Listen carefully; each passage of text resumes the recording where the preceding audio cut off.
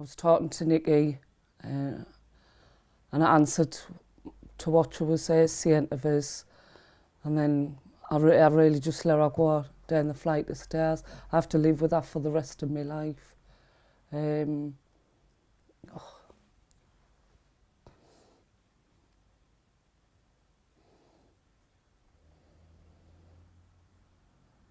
I really just thought she was in one of her friends' house. I thought she'd bumped into another child on the stairs, like the stairwell, and she was in somebody's house. And then the nightmare began.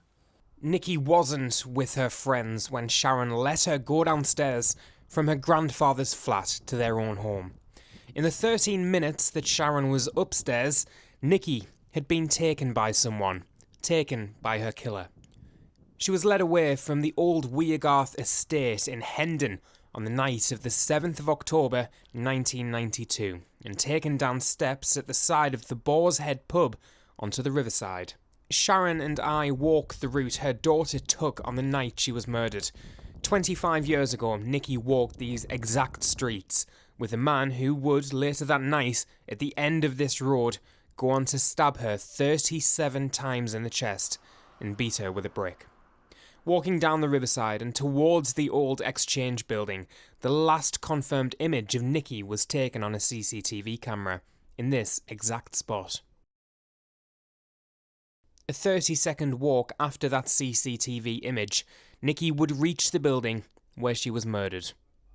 She was took up this wall into that window, and I know there was blood handprints that's from this wall to the window that was at the start of Nikki being murdered. How do you feel being back here? What kind of emotions do you feel?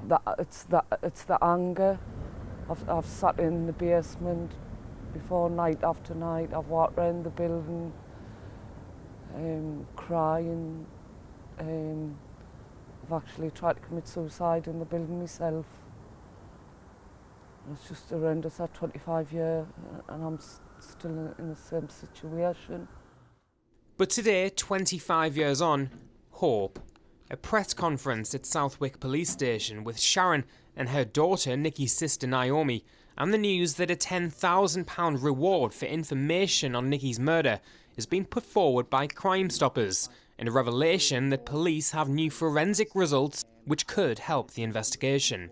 Northumbria Police are now calling on people to volunteer for DNA sampling so they can be eliminated from investigations. I believe that Nikki deserves justice, and Nikki's case has been shoved to one side for so long and not investigated properly. And I know it's getting done now. I definitely know it's getting done now. But in the past, it's shame on the police. A year after Nikki's murder, a neighbour, George Heron, was charged with her murder, but was acquitted after a judge accused the police of using heavy-handed tactics in their interrogation of Heron, and the judge refused to allow the jury to hear a taped confession. From the public's point of view, they'll see this as an unsolved crime of an unsolved murder of a 7-year-old girl stabbed 37 times and beaten with a brick, and it's not been solved. The killer could be walking the streets of Sunderland today, so that would kind of imply that the police haven't maybe done the job properly over the past 25 years. Would you agree with that? I can't agree with that, but what I can say is, yes, the killer is still out there because we haven't convicted anybody for it. We don't know where that person is at the moment. However, you know, the way we policed 25 years ago compared to how we police now and advancements that we've made, we just need to look forward. Well, what I would say to the person who actually committed this crime is just look at what effect it has had on the family. It was 25 years ago. You may be in a different place that you were then, and I would appeal for that person, you know, come forward, look at your conscience, and we want you to come forward as well.